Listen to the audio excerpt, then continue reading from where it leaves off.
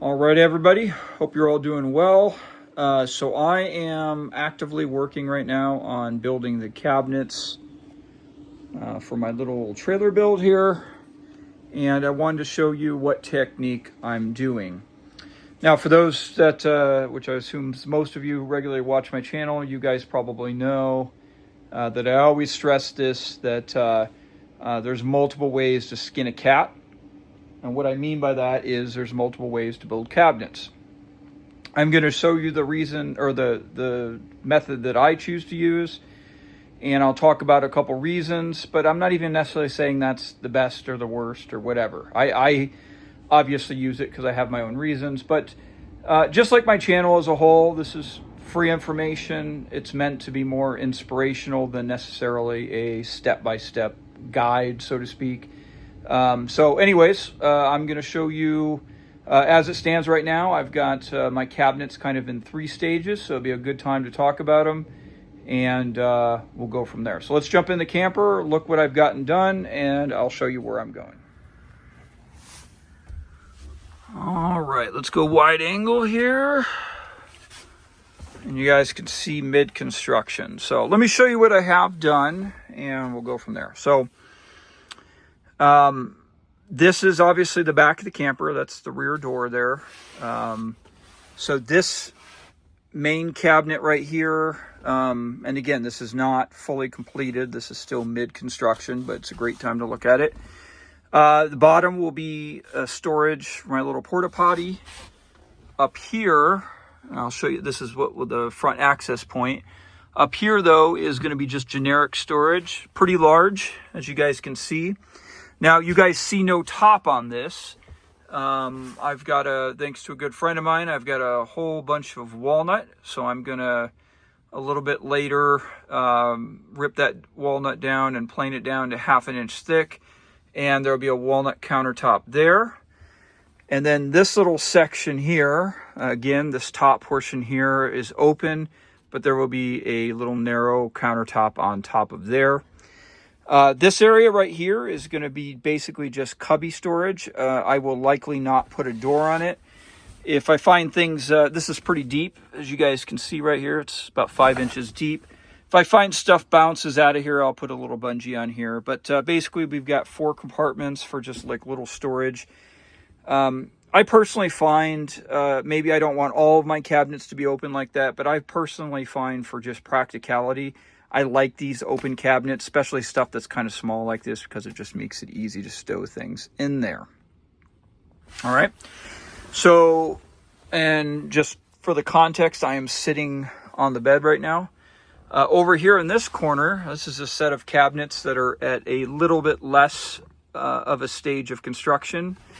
What I mean by that is you can see the raw framing of the cabinets here. You see there's no face frame on this, whereas this does have a face frame. So this is kind of a lesser level. But this over here is, this goes to the ceiling. This will be closed off a little bit more, a little bit tidier, but up in here is, this will be just storage. And I haven't made up my mind entirely, but I will likely just have a small little lip right here, maybe a bungee across there, and this will just be storage you can access without a door.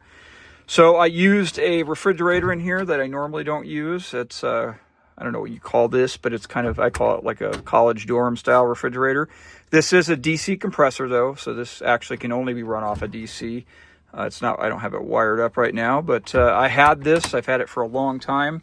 I actually personally like the chest style fridges, but I've had this one for so long, and it just kind of made sense from a space sense perspective. So I went ahead and put that one in there. And then we're going to have a microwave down here. Now I know this is a little bit low for a microwave. It's probably a little less convenient, but because of the width of the microwave, as you guys can see, it's a little wider than the fridge. It wouldn't fit above the fridge, so I put it down here. It's actually not as hard to access as you would imagine. And then down below here is going to be my diesel heater equipment, and going across here is going to be another cabinet, and then I will talk about this framing in a second, but I've got the preliminary framing built right here. And as you can see, This section right here is going to actually recess in a little bit, very reminiscent of this, but a little bit less so. There'd be a countertop across here. The sink, which is right here, will sit right here. The water jugs, of course, they'll be concealed behind the cabinetry, but they will sit here. And then there'll be a little bit of cabinet space right here. Okay, so let's get into construction. All right, so the frame of these cabinets, including the face frame, and I'm sorry, one more thing. As you guys can see here, there's planking that closes this off. There will be planking that goes up to the ceiling in this section that closes that off too. So, all right, back to the framing though. So, if you guys watch this build or any of my other truck camper builds, I am building the internal cabinetry framing very similar to how I would build the overall structural framing for the trailer. That is, I'm using cedar, and I am actually using a series of lap joints. So a lap joint is when two pieces overlap like this, because you guys can see how it overlaps at different directions. That's a very strong joint. There's glue in there, and then I'm just using some 3/4 quarter round staples. Now most of this stuff is going to be non-cosmetic. You guys see right here, I've got a pocket hole, screw hole, I think that's how you say it, pre-drilled. And actually I didn't think about this now, but this particular side right here won't have anything to screw into, but of course I can attach it to this frame. But over here, because I'm making 3 of these, I've got to maneuver these water jugs a little bit, but this side right here, this will screw right into this frame right there. And of course we've got the pocket hole screw down at the bottom, right down there, that will screw to the floor to secure it to the floor. But of course this will all be tied into the framing of this piece, which is in here very strong. This is not moving anywhere. So it all tie in together when it gets built. Now, once I've made 3 of these, okay, and they'll go boom, boom, boom, okay, so they'll form the main body across here. And then as you guys can see, I've got little stringers here that will run across and tie in those 3 parts, okay? Now, I'll put the face frames on it, so it will look like this. It'll be tidied up a little bit.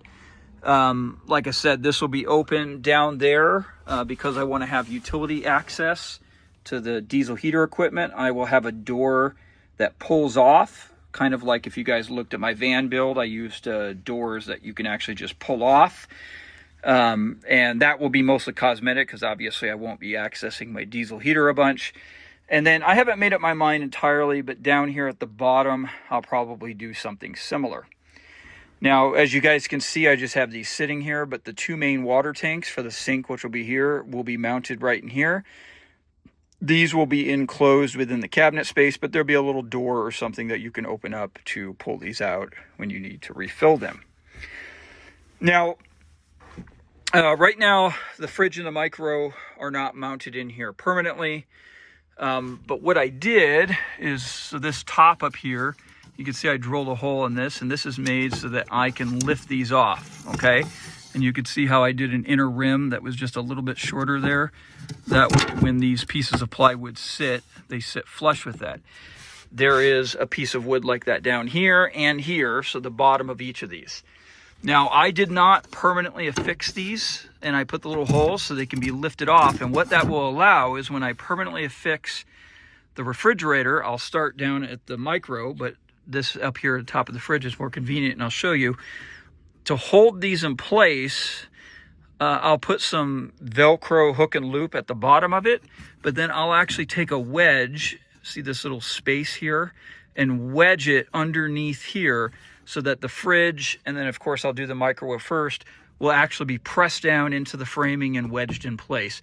Now, I was going to do like a ratchet strap or something, but I think wedging it in place within the structural members of this, I think that's going to work out a little bit better. Of course, time will tell if my assessment is correct, but based on other things, I think that is correct. Now, since I don't have the planking here, this gives us a good cross-section. So back in here is the meat and potato, so to speak, of the mechanicals of this refrigerator. Above it, so remember, this will be storage and this will be all closed off here.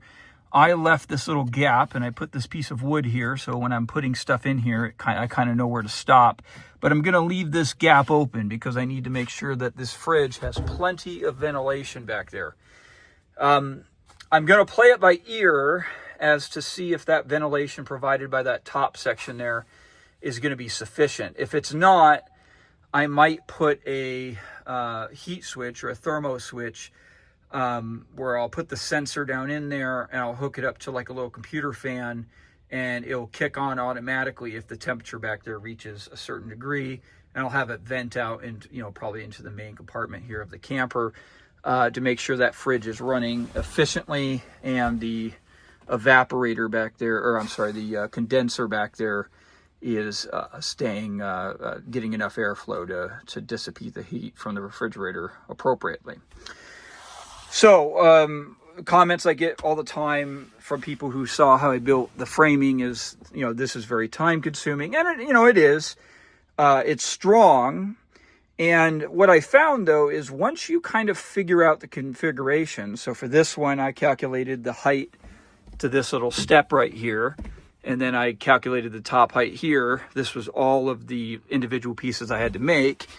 I just went over here to my garage and I need to make 3 of these. So I basically just cut all of the individual pieces. So there's 2 of each of these. Well, there's a little bit more here because we're making 3. But essentially, once I assemble the first one, all of the rest of these just assemble because I've already pre-cut all the stuff. So it goes pretty fast. I will agree that the initial planning of it takes a little bit longer, but I think, at least for me in the long run, it's a little bit more efficient, just to do that. Plus, it's really strong. As far as connecting everything, I'm using glue on the frame itself. I'm trying to avoid using any kind of permanent glue to the attachment of the camper itself. Just in the event that I ever wanted to remove these cabinets, it would make it a little bit easier. And of course, I'm using a lot of brad nails to hold everything together. But these are, super strong. I'm shaking the whole camper here, grabbing these. So once these cabinets are in place, they're super strong. Aesthetically, I like the contrast between that dark brown color, the walnut, and the light colored cedar. I think I've done similar color schemes like that in other campers. That's just my personal favorite. I really like it. I think the cedar lightens it up in here. But one other thing is this camper is going to be pretty spacious. Now, this is wide angle so that you guys can see the whole thing. But as you can imagine, you come into here and, we do have pretty big cabinets in each immediate corner. But then the whole camper kind of opens up inside of here. Do remember, I'll have a little countertop going across here, but it will only extend the width of this blue tank that you see there.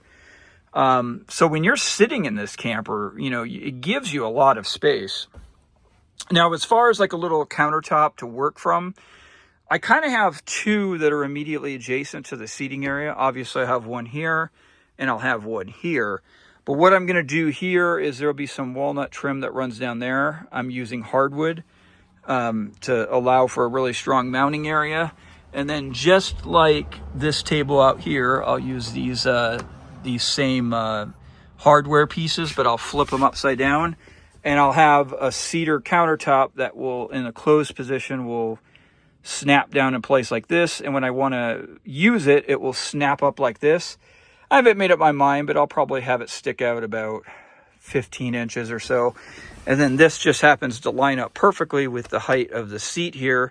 So that table will slide across there. And if I want a little bit more room or I don't need it, I could just snap it down in place and snap it down in there. So this was just a quick rundown of the layout in here, my current progress, and the method that I build the cabinets.